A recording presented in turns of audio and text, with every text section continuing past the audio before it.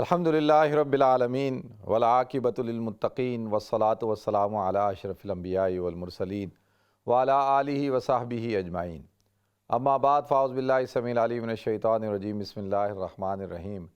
قد افلح من تزکیٰ وذکر اسم ربہ فصلی بل تؤثرون الحیاۃ الدنیا والآخرۃ خیر وابقیٰ ان ھذا لفی الصحف الاولیٰ صحف ابراہیم وموسیٰ، صدق اللہ العظیم۔ اللہم صلی علی محمد وعلی آل محمد کما صلیت علی ابراہیم وعلی آل ابراہیم انک حمید مجید، اللہم بارک علی محمد وعلی آل محمد کما بارکت علی ابراہیم وعلی آل ابراہیم انک حمید مجید، رب اشرح لی صدری ویسر لی امری واحلل عقدۃ من لسانی یفقہوا قولی۔ محترم ناظرین کرام، بزرگان دین اور میری عزیز ماؤں اور بہنوں بھائیوں، السلام علیکم ورحمۃ اللہ وبرکاتہ۔ میں آپ کا میزبان عبدالوہاب آپ کو پروگرام گفتگو کے اندر خوش آمدید کرتا ہوں۔ ناظرین، الحمدللہ اللہ رب العزت کا فضل و احسان ہوا کہ اللہ تعالیٰ نے ہمیں رمضان کا مہینہ عطا فرمایا، اور ہم نے الحمدللہ رمضان کے مہینے کو بھرپور طریقے سے گزارا اور عبادات کو کیا، روزوں کو رکھا، قرآن پاک کی تلاوت کی، تراویح کا اہتمام کیا۔ یہ سب اللہ کے فضل سے ہوا اور اس پہ ہم سب کو اللہ رب العزت کا شکر ادا کرنا چاہیے۔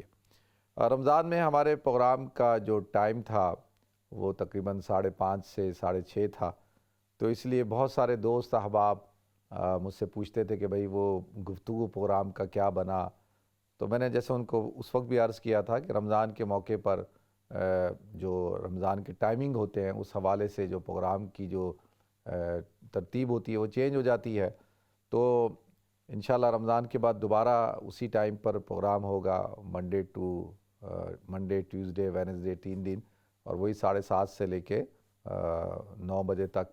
تو الحمدللہ آج رمضان کے بعد جو ہے وہ پہلا پروگرام ہے، اور رمضان میں بھی آپ حضرات سے ملاقات ہوتی رہی، پھر بیچ میں عید کا موقع آ گیا، عید شو میں ایز مہمان کے آیا تھا، پھر اس کے بعد تقریباً الحمدللہ آج جیسے منڈے ہے تو آلموسٹ عید کو 1 ہفتہ گزر چکا ہے۔ تو میری طرف سے آپ کو بہت بہت عید کی بھی مبارکباد ہو جی۔ اللہ تعالیٰ آپ کی میری عبادات کو قبولیت عطا فرمائے۔ لیکن حضور اکرم صلی اللہ علیہ وسلم رمضان کے آخری دنوں میں اور عید کے بعد اکثر آپ دعا مانگا کرتے تھے، اللہم تقبل منا صیامنا و قیامنا و رکوعنا و سجودنا و جعلنا من اتقاء شہر رمضان، کہ اللہ تو ہماری عبادات کو قبولیت عطا فرما، تقبل منا صیامنا ہمارے روزوں کو، و قیامنا ہمارے قیام کو، و رکوعنا ہمارے رکوع کو، و سجودنا ہمارے سجود کو، اور وجعلنا من اتقاء شہر رمضان، اور ہمیں جو شہر رمضان کے جو عتقاء ہیں، یعنی جن کو آپ جہنم سے آزادی عطا فرماتے ہیں، یعنی وہ لوگ جن کے اوپر جہنم واجب ہو چکی ہوتی ہے گناہ کر کے، جب وہ رمضان مبارک کے روزے رکھتے ہیں، عبادت کرتے ہیں، تو اللہ تعالیٰ ان کو آزادی عطا فرماتے ہیں، سرٹیفکیٹ دیتے ہیں کہ یہ جہنم سے اب آزاد ہیں، اور اللہ تعالیٰ نے ان کا نام اس فہرست میں لکھ دیا ہے جن سے اللہ راضی ہے، اور جن کو اللہ تعالیٰ نے جن پر اللہ نے اپنا کرم فرمایا۔ تو وجعلنا من اتقاء شہر رمضان، کہ اللہ تو ہمیں شہر رمضان کے جو عتقاء ہیں جن کو تو نے جہنم سے آزاد کر دیا ہے ان میں ہمیں شامل فرما لے۔ تو میری دعا ہے، آپ حضرات کی بھی یہی دعا ہے، ہم سب کی دعا ہے، میری آپ حضرات کے لیے بھی یہی دعا ہے کہ اللہ تعالیٰ ہم سب پر اپنے خصوصی کرم کا فضل کا معاملہ فرمائے۔ دیکھیں ناظرین، جو رمضان المبارک کا مہینہ تھا، ہم اکثر رمضان میں گفتگو کرتے تھے کہ بھئی یہ ایکسرسائز کا مہینہ ہے، یہ ٹریننگ کا مہینہ ہے، یہ تربیت کا مہینہ ہے، یہ رحم دلی کا مہینہ ہے، یہ محبت کا مودت کا مہینہ ہے، یہ غم خواری کا مہینہ ہے، اور سب سے بڑھ کر جس کو قرآن کہتا ہے یہ تقوی حاصل کرنے کا مہینہ ہے۔ تو الحمدللہ ہم سب نے رمضان کے روزے رکھے، اور اللہ تعالیٰ نے بہت سارے دوستوں پر یہ فضل فرمایا کہ انہوں نے اعتکاف کی عبادت بھی کی۔ بہت سارے دوست احباب جو ہے انہوں نے ماشاءاللہ اعتکاف حرمین شریفین میں کیا، بعض نے مسجد حرام میں مکہ مکرمہ میں، بعض نے مدینہ منورہ میں مسجد نبوی میں کیا، بعض حضرات نے ہماری جو جامع مساجد ہیں ان میں کیا، لوکل مساجد میں کیا۔ تو بہت سارے لوگوں نے اعتکاف کیا، ہماری ماؤں اور بہنوں نے گھروں میں اعتکاف کیا۔ تو اللہ تعالیٰ ان کی اس عبادت کو، اعتکاف کی عبادت کو بھی قبولیت عطا فرمائے۔ اور بہت سارے دوست احباب ایسے تھے جو رمضان مبارک میں عمرے پہ گئے، جنہوں نے رمضان کا مہینہ حرمین شریفین میں گزارا، تو اللہ تعالیٰ کی طرف سے یہ ایک فضل ہوتا ہے، اللہ کا کرم ہوتا ہے۔ جب ایک انسان نیت کرتا ہے، ارادہ کرتا ہے، تو اللہ تعالیٰ اس کو وجود عطا فرماتے ہیں۔ تو الحمدللہ بہت سارے لوگوں نے نیت کی، ارادہ کیا، اللہ نے اس کو وجود عطا کیا، اور ماشاءاللہ انہوں نے حرمین شریفین میں رمضان کا وقت گزارا۔ اور اسی طرح سے اللہ نے مجھ پر بھی فضل فرمایا، کرم فرمایا کہ میں نے بھی رمضان کے آخری عشرے کی تقریباً 21ویں شب اور 23ویں، 25ویں اور 27ویں، یعنی 4 جو طاق راتیں ہیں الحمدللہ، 2 مدینہ منورہ میں اور 2 مکہ المکرمہ میں، اور 29ویں شب پھر یہاں آ کر لندن میں گزاری۔ تو یہ اللہ کے فضل سے ہوا اور اللہ نے توفیق عطا فرمائی۔ تو میں اس کو بیان تو نہیں کر سکتا کہ وہ جو لمحات تھے اور وہاں کی جو کیفیات ہیں وہ بیان سے باہر ہیں، میرے پاس تو ایسے الفاظ نہیں کہ میں ان کو بیان کروں۔ لیکن ناظرین، وہ جو رمضان ہم یہاں گزارتے ہیں نا، اپنے گھروں میں، اپنی مساجد میں، ٹھیک ہے ماشاءاللہ ہر شخص تو حرمین شریفین میں جا کے رمضان نہیں گزار سکتا نا، یہ اللہ کا نظام ایسا ہے کہ بھئی یہ تو نہیں کہ بھئی پوری دنیا کے لوگ حرمین شریفین میں رمضان گزاریں، ایسا تو ممکن نہیں ہے۔ لیکن میں یہ سمجھتا ہوں کہ زندگی کے اندر اگر کسی شخص نے رمضان کا صحیح لطف لینا ہو، رمضان کی برکات حاصل کرنی ہو، یعنی صحیح معنوں میں، اور جو ایک خاص جو رمضان کا ایک منظر ہوتا ہے روحانی اعتبار سے، نورانی اعتبار سے، بلکہ ہر اعتبار سے، وہ ضرور بضرور کچھ دن مکہ مکرمہ میں اور مدینہ منورہ میں ضرور رمضان کا مہینہ گزارے۔ اور پھر وہ یعنی جو بات میں بیان کر رہا ہوں تو وہ اس کو پھر وہ محسوس کرے گا، اور وہ اس کو یعنی یہ ایسا منظر ہے جو میں آپ کے سامنے اس کی منظر کشی کر نہیں سکتا۔ تو آپ حضرات جب وہاں خود سے اس کو فیل کریں گے نا، سم ٹائم کیا ہوتا ہے کہ انسان جو ہے نا، آپ کسی کے سامنے کتنی تعریف کریں، کسی کھانے کی مثال کے طور پہ آپ کہیں کہ جی ابھی آم کا سیزن آنے والا ہے، آپ کہیں جی کسی نے اگر آم نہ کھایا ہو اس کو آپ بولیں بھئی آم ایسا ہوتا ہے، ایسا ہوتا ہے، اس کی خوشبو ایسی ہوتی ہے، اس کی لذت ایسی ہوتی ہے، ٹیسٹ ایسا ہوتا ہے، کلر ایسا ہوتا ہے، تو وہ آپ جتنی تقریر کر لیں، لیکن جب آم اس کو آپ کھلا دیں گے تو آم کھانے کے بعد پھر لمبی تقریر کی ضرورت نہیں ہوتی ہے، وہ پھر پورا انڈرسٹینڈ کر جاتا ہے کہ بھئی آم کسے کہتے ہیں، اس کا ٹیسٹ کیا ہوتا ہے، اس کی خوشبو کیا ہوتی ہے۔ تو میں اب کتنی ہی تقریر کر لوں کہ بھئی حرمین شریفین میں رمضان کی جو انوارات ہوتے ہیں، وہاں پہ جو کیفیت ہوتی ہے، وہاں پر جو نمازوں کا جو پھر پڑھنے کا، پھر قیام اللیل کا، پھر تراویح کا، پھر افطار کا جو ایک منظر ہوتا ہے، اور ایک جو کیفیت اور انسان کی ایک روحانیت جو عروج پہ ہوتی ہے، تو وہ جو ٹیسٹ ہے وہ میں بیان نہیں کر سکتا، وہ جب تک انسان خود سے نہ اس کو چکے۔ تو اس لیے میں بہت سارے دوستوں کو، پہلا میں زندگی میں میرا یہ دوسرا رمضان ہے جو میں نے حرمین شریفین کے اندر گزارا، اس کے کچھ دن پہلا جو زندگی کا پہلا سفر تھا میرا، یعنی زندگی کا پاکستان سے باہر پہلا سفر 15 سال کی عمر میں، وہ میرا حرمین شریفین کا سفر تھا۔ اور میں اس اعتبار سے اپنے آپ کو خوش قسمت سمجھتا ہوں، اور میں یہ سمجھتا ہوں کہ اللہ نے جو زندگی کے اندر برکات دی دینی اعتبار سے، جو اللہ تعالیٰ جو کام لے رہا ہے، اس میں اس سفر کا بڑا عمل دخل ہے۔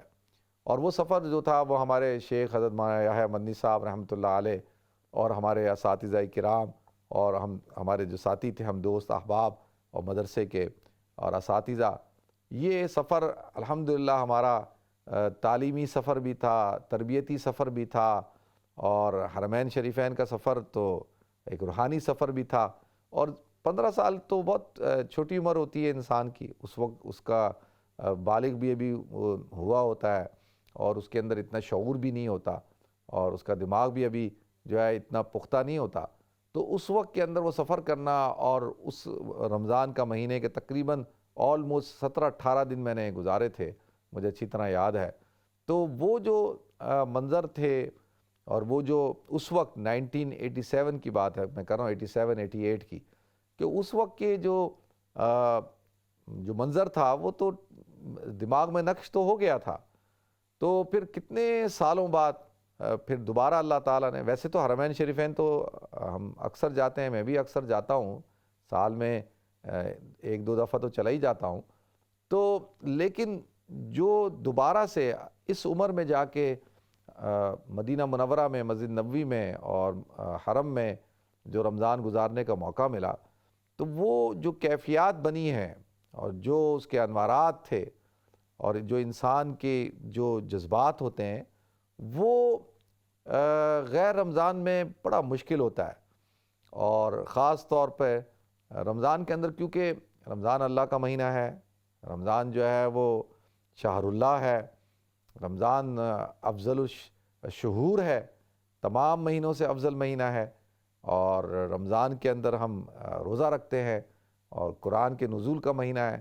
تو اس اعتبار سے پھر آپ دیکھیں نا کہ سب سے مقدس مہینہ، سب سے مقدس جگہ، سب سے مقدس شخصیت، سب سے مقدس کتاب، اور پھر وہ جو مقامات مقدسہ، تو پھر آپ یہ دیکھیں نا یہ ساری فضیلتیں جمع ہو جاتی ہیں، تو اس کے پھر اثرات تو مرتب ہوتے ہیں. تو الحمدللہ تو جو حضرات ابھی تک جنہوں نے رمضان کے کچھ دن نہیں گزارے حرمین شریفین میں ان سے گزارش کروں گا کہ وہ ضرور جائیں اور وہاں جا کر جو ہے وہ ضرور رمضان کے کچھ ایام گزاریں. اللہ نے اگر ان کو استطاعت دی ہے، توفیق دی ہے، اب اگر وہ افورڈ کر سکتے ہیں. میرے چچا تھے، انتقال کر گئے، اللہ تعالیٰ ان کی مغفرت فرمائے. تو وہ کئی سال تک پورا رمضان جو ہے وہ 15 دن مدینہ میں اور 15 دن مکہ میں گزارتے تھے. تو ان کی کئی سال تک یہ ترتیب رہی، جب تک وہ صحت کے ساتھ تھے، زندگی تھی، صحت تھی. تو میں ایک دفعہ میں نے پوچھا، حضرت آپ جو ہے ہر سال آپ جاتے ہیں اور صرف رمضان پورا گزارتے ہیں، تو کیا؟ تو وہ کہنے لگے کہ بیٹا میں تمہیں بیان نہیں کر سکتا کہ رمضان تو یہاں بھی گزر جاتا ہے اور اپنے گھروں میں بھی گزر جائے گا، لیکن جو رمضان وہاں پر گزرتا ہے اور جو رمضان کی برکات وہاں پہ حاصل ہوتی ہیں، تو وہ کہتے ہیں کہ وہ میں بیان نہیں کر سکتا کہ وہ مجھے یہاں حاصل ہو سکیں گے. تو اس وقت میں یہ بات ہماری سمجھ میں نہیں آئی، لیکن الحمدللہ اس دفعہ جب خود سے ایکسپیرینس کیا ہے تو اس سے تجربہ کر کے بات سمجھ میں آئی. اچھا، اب ہر انسان کی ڈیوٹیاں ہوتی ہیں. الحمدللہ ہماری تو ڈیوٹی شروع سے رمضان میں لگی ہوئی تھی کہ بھائی مسجد ہے، پھر تراویح ہے، پھر آپ حضرات ہیں، ٹی وی ہے، پھر بیانات ہیں، مختلف چیزیں ہیں. تو لیکن میں نے اس دفعہ پکا ارادہ کیا کہ بھائی یہ ساری چیزیں تو زندگی بھر چلتی رہیں گی، تو کیوں نہ تھوڑا سا وقت نکال کر ضرور جو ہے وہ ایکسپیرینس کیا جائے، رمضان وہاں پر گزارا جائے. تو یہ اللہ کا فضل ہوا. ذالک فضل اللہ یؤتیہ من یشاء، یہ اللہ کا فضل ہے، اللہ تعالیٰ جس کو چاہتا ہے عطا کرتا ہے. اور انسان کی یقینی طور پر اس پر نیت کا بڑا عمل دخل ہے، کیونکہ کوئی چیز بھی ناظرین وجود میں نہیں آ سکتی جب تک کہ آپ ارادہ نہ کریں. بغیر ارادے کے کوئی چیز وجود میں نہیں آتی ہے. آپ کوئی چیز کرنے کا ارادہ کرتے ہیں، پہلے تو نیت کرتے ہیں نا، نیت کرتے ہیں، پھر ارادہ کرتے ہیں. یہ اللہ تعالیٰ نے انسان کو بہت بڑی طاقت دی ہے، ارادے کی قوت اور نیت. پھر عمل کرنے کی طاقت اللہ تعالیٰ نے انسان کو دی ہے. انسان پھر وہ اس کو جو ہے وہ عملی طور پر جب نیت کر کے کوئی کام کرتا ہے تو اللہ اس کو وجود دیتے ہیں. اللہ تعالیٰ کا ایک نظام ہے، نظام قدرت ہے کہ اللہ تعالیٰ پھر اس چیز کو وجود عطا کرتے ہیں. جب انسان سوچتا ہے، غور و فکر کرتا ہے، نیت کرتا ہے، پھر عمل بھی کرتا ہے. پریکٹیکلی آپ کو جو ہے وہ قدم اٹھانا پڑتا ہے. پہلا قدم آپ اٹھائیں اور پھر دیکھیں اللہ تعالیٰ کا نظام قدرت جو ہے کیسے حرکت میں آئے گا، اللہ تعالیٰ کیسے اسباب پیدا کرے گا. بہت سارے لوگ کہتے ہیں جی ہمارے پاس اسباب نہیں ہیں، ہمارے پاس سبب نہیں ہے. تو سبب بھی اللہ پیدا کرتا ہے اور اللہ تعالیٰ ہی اسباب کا خالق ہے. تو اللہ تعالیٰ ہم سب کو توفیق عطا فرمائے. تو ایک تو یہ ماشاءاللہ رمضان کا مہینہ گزر گیا. ابھی تو ایسا لگتا ہے دیکھیں ایک ہفتہ ہوا ہے، پچھلے منڈے کو ہم عید سیلیبریٹ کر رہے تھے، تو ایک ہفتہ ہوا ہے، اور لیکن اس کی جو اثرات ہیں وہ بڑی تیزی کے ساتھ ختم ہونا شروع ہو جاتے ہیں. تو یہ بھی بڑی ہمارے لیے فکر کی بات ہے، سوچنے کی بات ہے کہ بھئی کیوں رمضان تو ابھی ایک ہفتہ ہوا ہے، ختم ہوا ہے، تو کیا وجہ ہے کہ ہمارے اندر سستی آ گئی ہے اعمال کرنے کے اعتبار سے. یعنی جو وہ کیفیات تھی وہ کیفیات اب کیوں نہیں رہیں. اور کیا وجہ ہے کہ آج ہم دوبارہ سے جو ہے وہ بالکل اسی طرح سے ہو گئے ہیں؟ تو اس میں کئی وجوہات ہوتی ہیں ناظرین۔ سب سے بڑی اہم وجہ یہ ہے کہ ہم نے رمضان المبارک کو ایک رسم کے طور پہ لے لیا ہے، ایک تہوار کے طور پر، ایک کلچر کے طور پہ لے لیا کہ بھئی رمضان کا ایک کلچر ہے، تو وہ اس کو ایک مقصد کے طور پہ نہیں لیا کہ اللہ تعالیٰ نے جو رمضان کا مہینہ مشروع کیا تھا اس کا ایک مقصد تھا، اور وہ جو ٹریننگ تھی، وہ تربیت تھی، تو اس کا جو اثر ہے وہ جو اور 11 مہینے ہیں رمضان کے علاوہ ان کے اوپر ان اثرات کو مرتب ہونا تھا۔ لیکن کیونکہ رمضان کے اندر کوتاہی ہو جاتی ہے، انسان غافل ہوتا ہے اور انسان صحیح طور پہ رمضان نہیں گزارتا، تو اسی وجہ سے پھر اس کے اثرات بھی بہت جلدی سے ختم ہو جاتے ہیں۔ اور پھر ہم آج کا انسان جو ہے وہ بہت زیادہ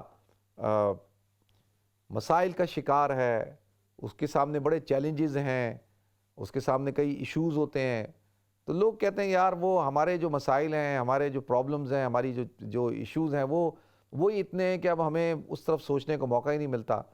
تو رمضان میں تو کم سے کم انسان روزہ رکھ کے اس کو ہوتا تھا کہ میرا روزہ ہے، میں نے نماز پڑھنی ہے، میں نے تلاوت کرنی ہے، میں نے تراویح کا اہتمام کرنا ہے، میں نے اعتکاف کرنا ہے۔ تو بعد میں پھر ایک دم ہوتا ہے کہ ہو میرے تو یہ مسائل ہیں، یہ ایشوز ہیں، یہ پرابلمز ہیں، کاروباری ایشوز ہیں، فیملی ایشوز ہیں، پھر اسی طرح سے جو ہے جاب کے ایشوز ہیں۔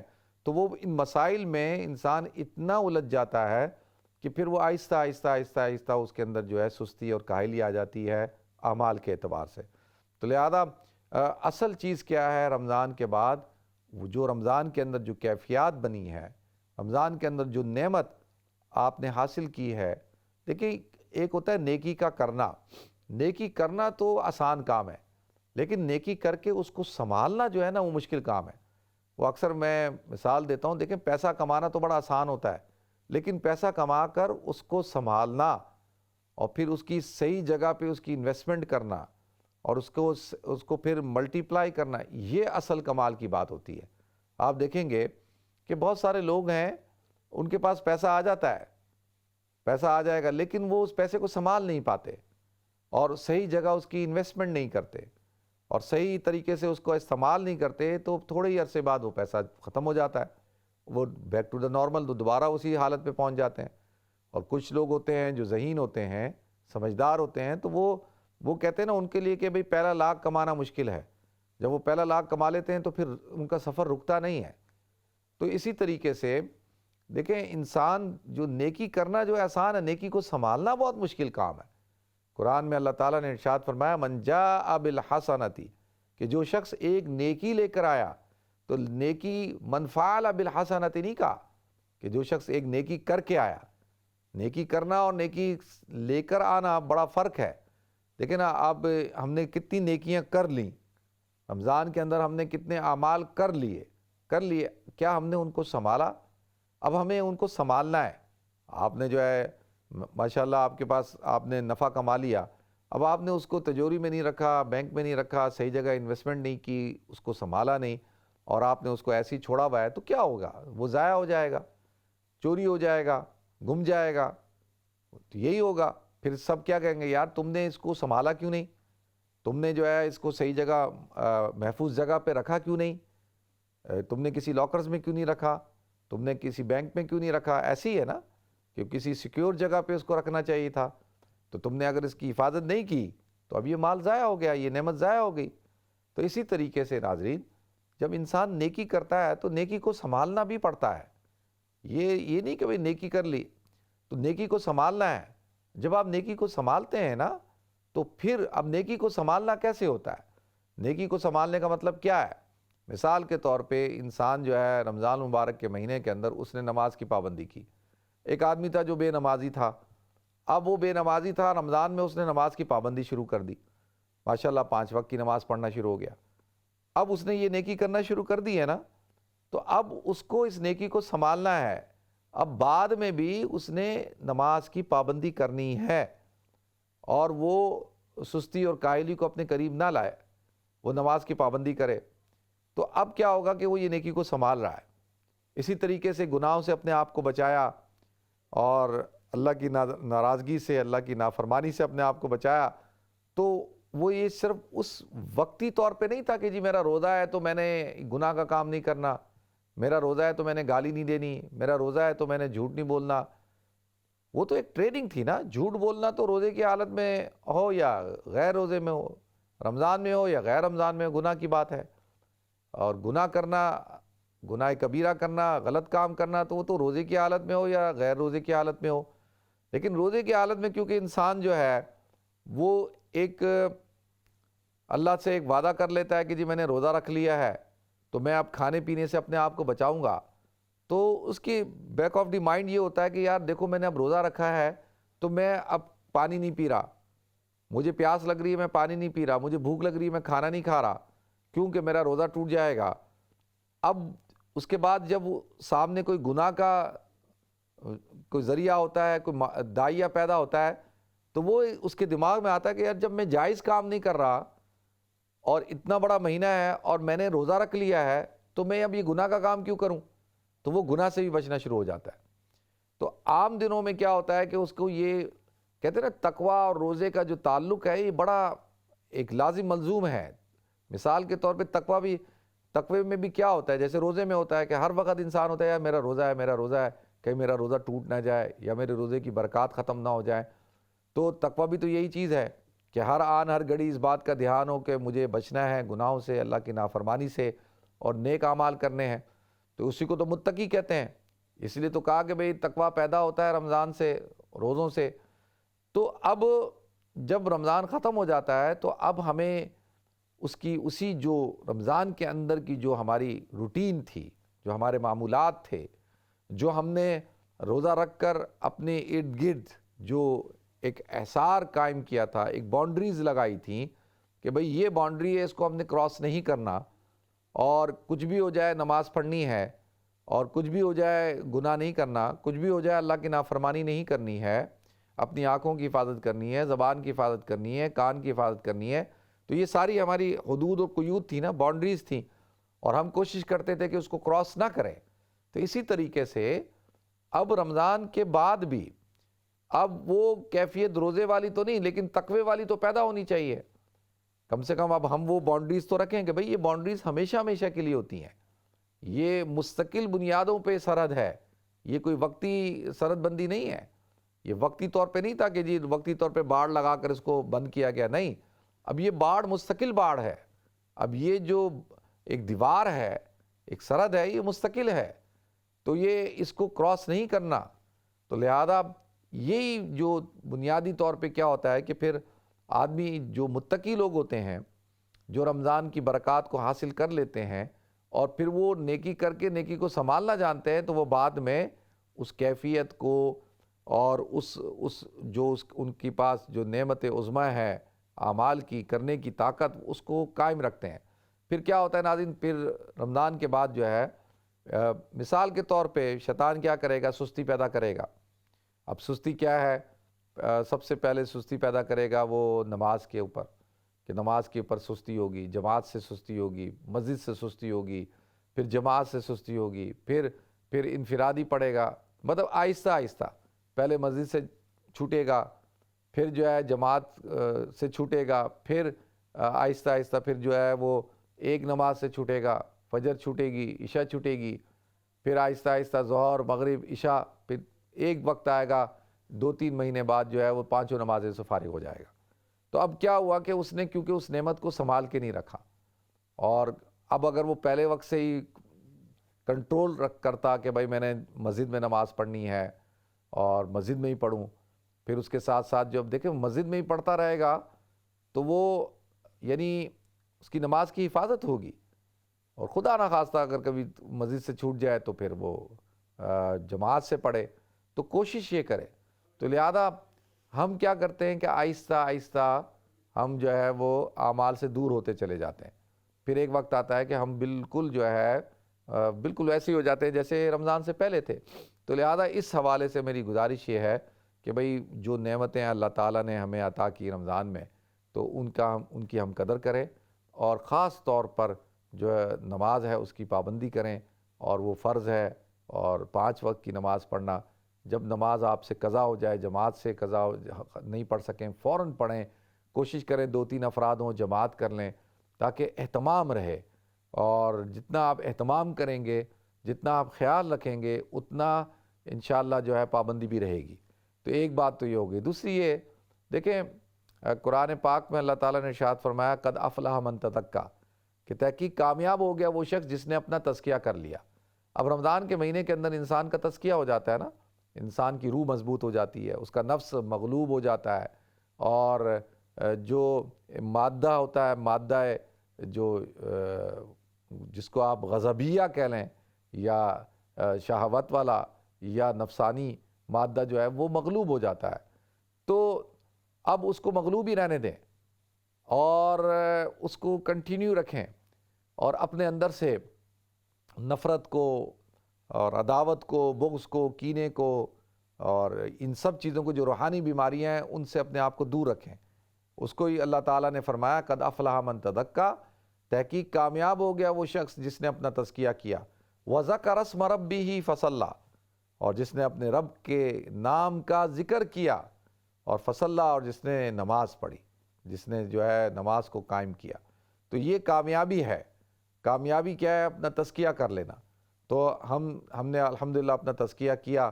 دیکھیں، انسان کو جیسے انسان اپنے ظاہر کی کوشش کرتا ہے نا کہ اس کا ظاہر خوبصورت ہو اور بنا سنورا ہوا ہو، اور وہ اپنے ظاہری کردار کو ٹھیک کرنے کے چکر میں ہوتا ہے، اچھی بات ہے، کوئی بری بات تو نہیں ہے، لیکن اسی طرح سے انسان کے باطنی اخلاق بھی ہوتے ہیں۔ دیکھیں، زبان سے آپ کی بہت زبان میٹھی ہے، آپ بڑے اچھے انداز سے گفتگو کر رہے ہیں، لیکن دل کے اندر آپ کے نفرت ہے۔ بظاہر آپ محبت سے پیش آتے ہیں، لیکن دل کے اندر بغض ہے، کینہ ہے، عداوت ہے، حسد ہے۔ تو یہ جو بیماریاں ہیں، ان بیماریوں سے جیسے رمضان میں ہماری اصلاح ہوئی، تزکیہ ہوا، تو اس کو ہم نے قائم رکھنا ہے۔ کوشش کریں ہمارے اندر یہ جذبات پیدا نہ ہوں، نفرت کے جذبات نہ ہوں، بغض کے جذبات نہ ہوں، اور عداوت کے نہ ہوں، دشمنی کے۔ پھر یہ جیلسی، دیکھیں آج ہمارے گھروں کے اندر جیلسی بہت زیادہ ہے، اور غیبت، ایک دوسرے کی برائی بیان کرنا، چغل خوری کرنا، نفرت کرنا، تو یہ سارے منفی جذبات ہیں، اور ان سے اپنے آپ کو صاف ستھرا رکھیں۔ جو تزکیہ کر لیا ہے، اب یہ دوبارہ سے ہمارے اندر یہ چیزیں نہیں آنی چاہیے، ایک بات۔ اور دوسری بات یہ ہے، دیکھیں حضور اکرم صلی اللہ علیہ وسلم نے ارشاد فرمایا کہ جس نے من صام رمضان، جس نے رمضان المبارک کے روزے رکھے، ثم اتبع ستۃ من شوال، اور پھر اس نے 6 روزے شوال کے رکھے، فکان کصیام الدہر کلہ، گویا کہ اس نے پورا سال روزے رکھے۔ اب کیا مطلب؟ دیکھیں قرآن میں ہے من جاء بالحسنۃ فلہ عشر امثالھا، کہ جو شخص ایک نیکی لے کے آئے گا ہم اس کو 10 گنا اس کو عطا کریں گے۔ اب ایک نیکی پہ 10 درجات ملتے ہیں، 10 نیکیاں ملتی ہیں۔ رمضان المبارک کے 30 روزے رکھے الحمدللہ ہم نے، اور 30 روزوں کو آپ ملٹیپلائی کر دیں کس سے؟ 10 سے، تو یہ کتنے ہو گئے؟ 300۔ اور پھر رمضان کے بعد حضور نے فرمایا 6 روزے شوال کے رکھ لو۔ اب یہ 6 روزوں کو آپ ملٹیپلائی کر دیں کس سے؟ 10 سے، تو کتنے ہو گئے؟ یہ ہو گئے 60۔ تو اب سال کے جو دن ہوتے ہیں وہ کتنے ہوتے ہیں؟ 360۔ تو لہذا گویا کہ رمضان کے روزے رکھنے کے بعد 6 روزے جو شخص اور رکھتا ہے تو گویا کہ اس نے پورا سال روزے رکھے، تو اس کو ثواب پورے سال روزے رکھنے کا ملتا ہے۔ تو ایک تو اس بات کا بھی اہتمام ہو جائے کہ بھئی ہم سب جو ہے شوال کے اندر بھی 6 روزے رکھ لیں۔ اب شوال کے 6 روزوں کی مشروعیت جو ہے وہ ان روزوں کے علاوہ ہے، یعنی شوال کے اندر جو ہے یہ جو ایام 20 کے روزے ہیں، 13، 14 اور 15، اور ہر ہفتے کے 2 روزے جو پیر اور جمعرات کا روزہ ہے اس سے ہٹ کر ہیں، یعنی یہ 6 روزے جو ہے وہ آپ اس سے ہٹ کے رکھیں گے۔ پیر اور جمعرات کا جو روزہ رکھتے ہیں وہ تو مستقل سنت ہے، اور ہر ہفتے کی ہر پیر کے دن روزہ رکھنا، ہر جمعرات کے دن روزہ رکھنا، اسی طرح سے ہر مہینے کی 13، 14 اور 15 ایام 20 کے روزے رکھنا، تو ان کے علاوہ جو ہے یہ روزے بنتے ہیں کہ جس کو ہمیں رکھنا چاہیے۔ دیکھیں اگر کوئی شخص جو ہے اگر یہ 6 روزے رکھ لیتا ہے تو پورا سال روزہ رکھنے کا ثواب۔ اور پھر دوسری بات یہ ہے کہ تھوڑا سا رمضان گزرنے کے بعد اب روزہ رکھ کے وہ تھوڑا سا دوبارہ سے وہی جو روزے کی کیفیت ہوتی ہے نا رمضان کی، وہ کیفیت دوبارہ سے بحال ہو جاتی ہے۔ دوبارہ سے آپ کو ہوتا ہے کہ اچھا جیسے بھی کسی نے کل روزہ رکھ لیا، اب وہ کل اگر روزہ رکھے گا شوال کا، تو وہ تھوڑا سا، کیونکہ رمضان ابھی گزرا ہے، تو ایک دم اس کے دماغ میں آئے گا کہ یار شاید رمضان کا مہینہ ہی چل رہا ہے. جیسے اب کبھی کبھی لگتا ہے نا کہ کبھی آپ کو لگتا ہے آپ بیٹھے ہوتے ہیں، ہم بیٹھے ہوتے ہیں کہ یار وہ ایک دم ہوتا ہے پیاس لگتی ہے، تو ایک دم ہوتا ہے کہ نہیں روزہ تو نہیں ہے، رمضان تو نہیں ہے، پھر وہ رمضان تو نہیں ہے، پانی تو میں پی سکتا ہوں. تو اسی طرح سے وہ جب روزہ رکھتا ہے تو 2 منٹ کے لیے وہ دوبارہ سے اسی کیفیت میں چلا جاتا ہے، تو پھر وہی دوبارہ سے انسان کے جذبات بن جائیں گے، دوبارہ سے جو ہے وہی انسان کے اندر روحانیت پیدا ہو جائے گی. اس لیے کہا گیا کہ بھئی شوال کے 6 روزے رکھیں.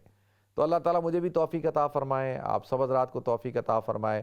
اللہ تعالیٰ ہم سب کو عمل کرنے کی توفیق عطا فرمائے. وآخر دعوانا ان الحمد للہ رب العالمین.